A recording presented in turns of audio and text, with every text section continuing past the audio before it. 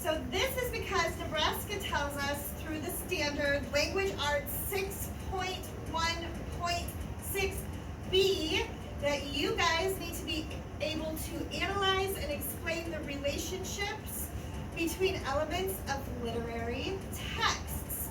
So that sounds huge, but everything in a story is connected. And the reason we're talking about plot elements today is because every single story you read, hear, watch, or write has a system they use to make it interesting for us, the reader.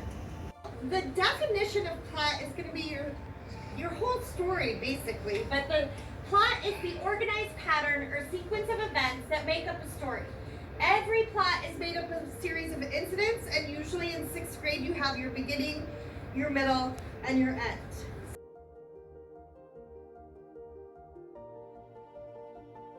First thing that we need to do when we are exploring plot is remember the plot diagram. So every story has a beginning, right? And then it builds up to this peak, the most exciting part of the movie, the most exciting part of the book, the most exciting part of the story you're writing, and then we kind of solve all of our problems and live happily ever after.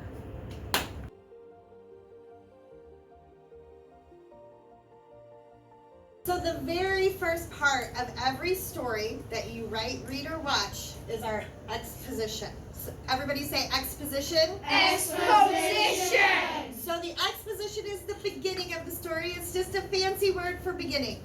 And that is when our characters are going to be introduced. That is when our setting is going to be introduced, and it sets up the story.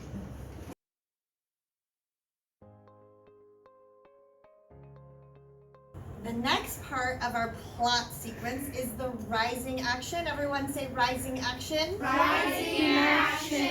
And this is when you are introduced to the problem or the type of conflict. Interest is building up, suspense is building up. This is when you're like, I can't stop reading.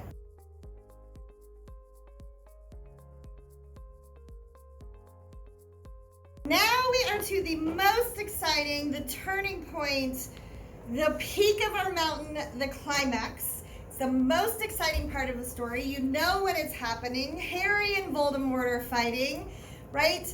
Triss is saving the day. So the climax, the top of the peak, the most exciting point of our story.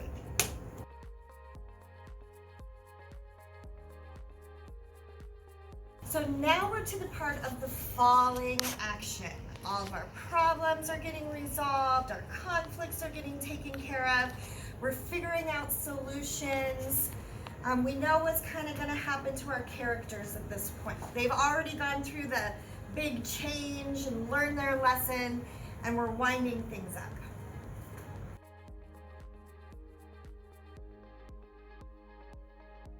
Okay, finally we are to the end, the resolution. All of our problems are solved. All of our conflicts are tied up, loose ends tied up. Our protagonist has probably defeated our antagonist in some way.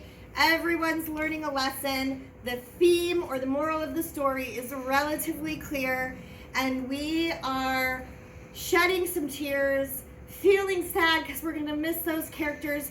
But maybe if you're reading a series, the resolution doesn't come at the end of your book. Maybe they just tie up some of their major conflicts, but they leave you on a cliffhanger.